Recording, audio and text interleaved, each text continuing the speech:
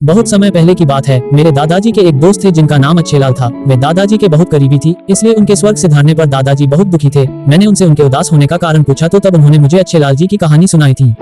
वे उस जमाने के मैट्रिक पास थे। उन्होंने 22 साल की उम्र से 60 साल तक की उम्र केवल चिट्ठियां बांटने में ही गुजार दी थी। उन्हें अपने इस काम से बहुत संतुष्टि थी, इसलिए उन्होंने हमेशा अपना पदोन्नति पत्र खारिज करवा दिया। तब ना ही कबूतर के गले में संदेश बांधे जाते थे और ना ही टेलीफोन का इतना विस्तृत प्रकार से आगमन हुआ था।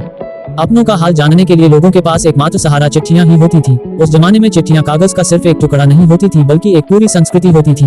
लोगों की आशाएं और निराशाएं उन चिट्ठियों से जुड़ी होती थी। इसलिए आज का टेलीफोन और मोबाइल तमाम अच्छाइयों के बावजूद भी एक संस्कृति को नष्ट कर देने के इल्जाम से बच नहीं सकता।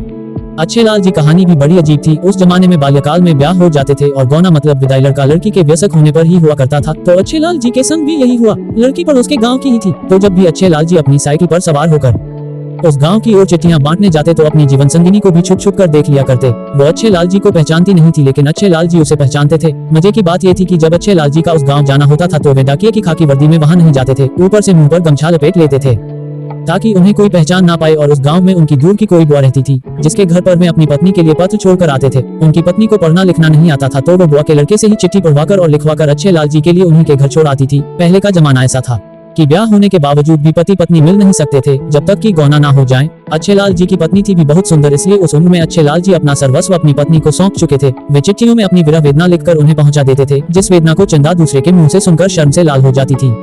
उनकी पत्नी ने उन्हें कभी नहीं देखा था, लेकिन वे भी उन्हें ही अपना सर्वस्व मान बैठी थी। ऐसे ही दिन गुजरे। अब चंदा 18 की हो चली थी और अच्छेलाल जी 24 के। तब तय हुआ कि अब दोनों का गौना हो जाना चाहिए। दोनों बहुत खुश थे क्योंकि दोनों के गौने की घड़ियां नजदीक आ गई थी। तब तक दोनों के पास एक दूसरे की बहुत सी चिट्ठियां इकट्ठी हो गई थी, लेकिन होनी को तो कुछ और ही मंजूर था। गौने के 2 दिन पहले ही उनकी पत्नी चंदा को एक विषैले सांप ने डस लिया और वे स्वर्ग सिधार गई। ये अच्छेलाल जी की जिंदगी का सबसे बुरा समय था। इसके बाद अच्छेलाल जी की जिंदगी बिल्कुल से डावाडोल हो गई। वे बेहाल से रहने लगे, लेकिन उन्होंने दूसरा ब्याह नहीं रचाया। बेटे के शोक में बूढ़ा पिता भी चल बसा। माँ तो उनके बचपन में ही गुजर गई थी और फिर उन्होंने अपना तबादला कहीं और करवा लिया। फिर वे वहीं के होकर रह गए, मतलब मेरे दादाजी के गांव में। इसके बाद अच्छेलाल जी ने चिट्ठियों का साथ नहीं छोड़ा और ना ही उस गांव का, और ना ही दूसरा ब्याह किया, और ना ही दूसरी साइकिल खरीदी। उनकी जिंदगी की जमा पूंजी उनकी मृत पत्नी की चिट्ठियां और वो साइकिल थी। अच्छेलाल जी पूरे गांव के एक ही इंसान थे जो लोगों के चेहरों पर मुस्कुराहट लाते थे। कितने लोगों के पंजाब दिल्ली से आए मनियाडा पाकर उनकी मेहरारू खुश हो जाती थी, तो किसी मनियाडा से उन लड़कों के बूढ़े माँ बाप की आंखों से खुशी के आंसू ढुलक जाते। तो कोई नवविवाहिता घूंघट से पूछती कि हमारी चिट्ठी आई का। जब उसके हाथों में परदेश से आई उसके पति की चिट्ठी पहुंचती तो उसकी आंखों से खुशी के आंसू बह चलते। और उन घूंघट वालियों को देखकर अच्छेलाल जी सोचते कि हमारी चंदा भी हमारी चिट्ठी पाके ऐसी ही खुश होती रही होगी। किसी की बेटी की चिट्ठी होती कि ससुराल वाले उसे दहेज के लिए तंग करते हैं, तब अच्छेलाल जी से ही उस लड़की के ससुराल वालों को चिट्ठी लिखने को कहा जाता। तब अच्छेलाल जी एक अंतर्देशीय पत्र में लड़की के ससुराल वालों को खूब खरी खोटी सुनाते, जैसे कि अपनी ही बेटी ससुराल में परेशान हो। वे लोगों की शादियों का कार्ड भी बांटाते थे। शादियों में पूरा भंडार वही संभालते। गांव के कई नए युग के छोरों की बिना टिकट लगी बैरन प्रेम पत्री उनकी प्राणप्यारियों तक पहुंचाते। सीधे साधे गांव के लोग प्रेम के प्रदर्शन में भले कुछ अधूरे हो, लेकिन प्रेम में पूरे थे और वे इन सबके साक्षी थे। अच्छेलाल जी पोस्ट ऑफिस में ही रहा करते थे। अकेले का ही तो पेट पालना था, इसलिए कोई तामझाम नहीं रखते। उनके पास एक चारपाई, एक दरी, सर्दियों के लिए एक रजाई, एक बाल्टी, एक लोटा, एक थाली, एक बटलोई, एक स्टोव, एक डिबरी, 2 जोड़ी धोती कुर्ता, उनकी पत्नी चंदा की चिट्ठियां और साइकिल, बस इतनी ही संपत्ति थी।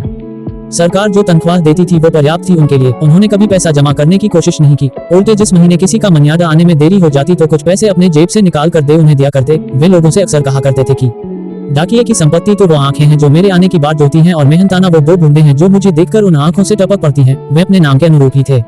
अच्छेलाल जी आजीवन अपनी पत्नी की विरहाग्नि में जलते रहे। दशकों बीत चुके थे उनकी पत्नी को, लेकिन अच्छेलाल जी कभी उन्हें भुला नहीं पाए। साल भर में एक आध बार चंदा की चिट्ठियां निकालकर जरूर पढ़ते।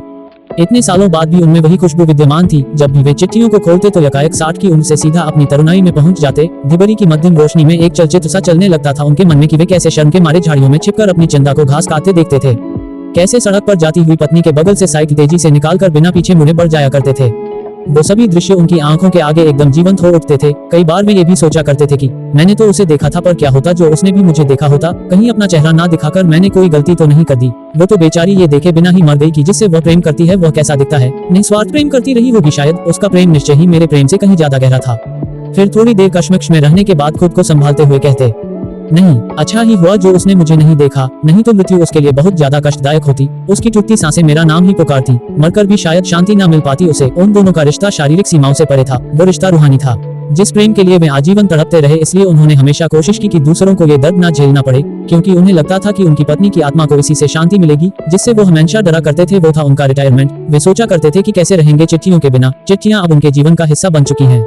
उन्होंने जो जिंदगी नहीं जी वह पोस्टकार्ड की ही भांति सीमित रही और जो जिंदगी उन्हें जीनी पड़ी वह अंतर्देशीय पत्र की तरह विस्तारित रही। चिट्ठियां ही तो उनके जीवन की कहानी थी। वह उनसे अलग हो ही नहीं सकते थे, इसलिए रिटायरमेंट से एक रात पहले ही उन्होंने इस दुनिया को अलविदा कह दिया। उनकी संपत्ति, उनकी वो चिट्ठियां थी जिनमें उनकी प्रियतमा थी, उनके साथ ही उनकी चिता में जला दी गई, क्योंकि उन्होंने ऐसा कहा था चंदा की चिट्ठियों में ही उनकी आत्मा बसती थी। जब उनकी देह ही ना रही तो फिर आत्मा को भी तो मुक्त करना आवश्यक था। इतना गहरा प्रेम शायद ही किसी ने किसी से किया होगा जितना कि अच्छे लाल जी ने चंदा से किया था। जो सिलसिला चिट्ठी से शुरू हुआ था वो चिट्ठी पर ही खत्म हो गया।